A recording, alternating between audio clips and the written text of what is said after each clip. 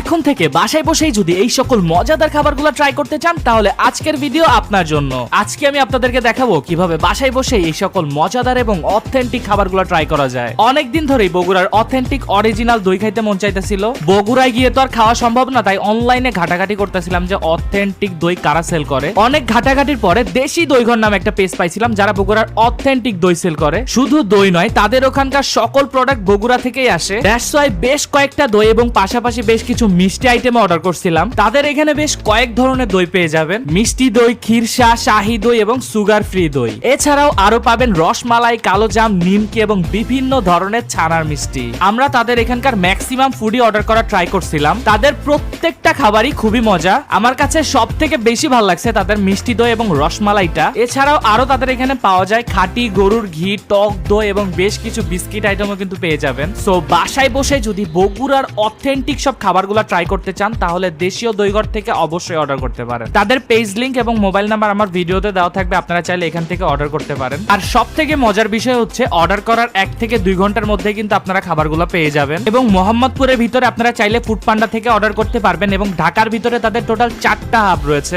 এছাড়াও ঢাকার বাইরে থেকেও যদি আপনারা চান